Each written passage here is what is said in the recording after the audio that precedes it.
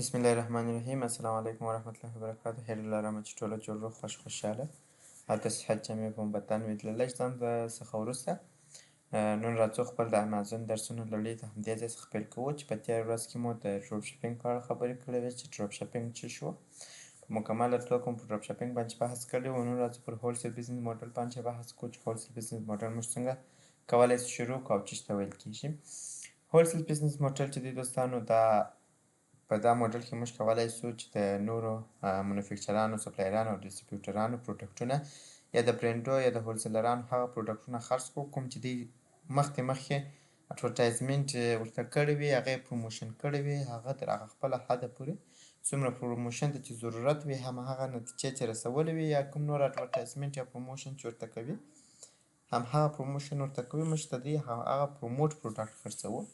په هولسیل کې موږ د یو مشهوره برند څخه پروډکټ اخلو، همهغه پروډکټ په خپل شاپینګ سنټرل یا په سیله سنټر کې په سیله سنټر کې لیستوو او همالته یې خرڅوو.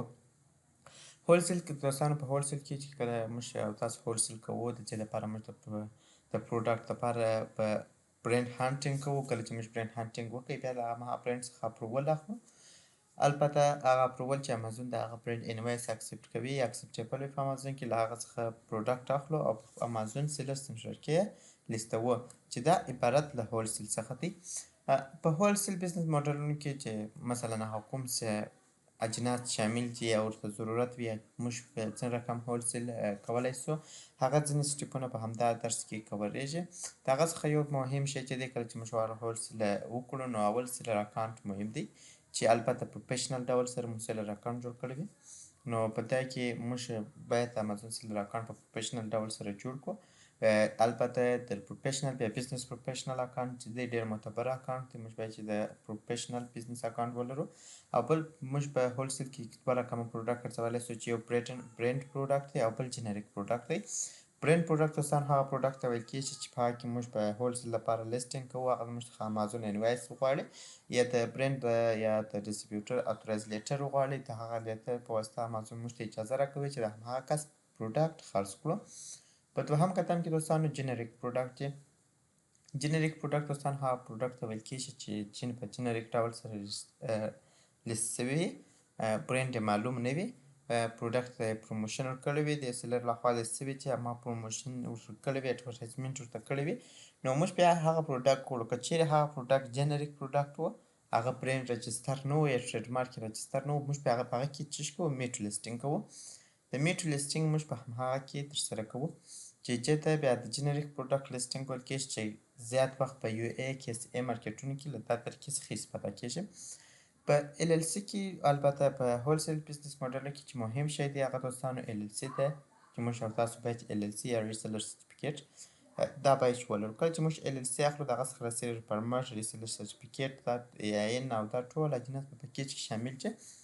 هغه زموږ سره د غواړي برینډ، کله چې موږ د برینډ سره کنټاکټ کوو نو برینډ موږ څخه همدغه ټولزونه چې کوم شیان شامل وي هغه ټول زموږ څخه غواړي، سیلر پرمټ وي یا ریسیلر سرټیفیکیټ یا د ال ال سی ټیچر هغه زموږ څخه غواړي. په بل قدم کې دوستانو شپمنټ پلان دی. کله چې موږ غواړو چې امازون کې کار وکړو نو زموږ لپاره معتبره موډل چې دی هغه ای بي ای دی. بیا هغه کسان چې هلته لاسرسی ولري یا په بهر ملک کې هغه ای بي ای هم کولی شي. پروډکټ سورسینګ موږ اکثره د پروډکټ سورسینګ د برینډ له ویب سایټونو څخه پروډکټ سورسینګ کوو چې د هغه د پروډکټ له هغه د ویب سایټ څخه سورس کوو او خرڅوو یې. چې سورسینګ بیا څنګه کېږي دا بیا ټوله په ډیټیل صورت سره بحث پر کوو، خو لیکن اوس موږ هغه تاسو ته هغه آګاهي درکوو چې کوم موډل باید چې کوم یو څوک کوم موډل تعقیب کړي. د ای څخه د زیډ پورې ټوله درسونه کوریږي.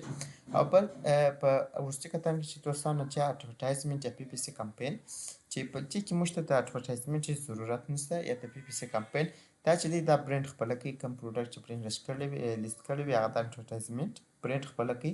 موږ د برینډ هولسیلر یا ډسټریبیوټر څخه اپروول اخلو او هغه پروډکټ په خپل سیلر سنټر کې لیستوو.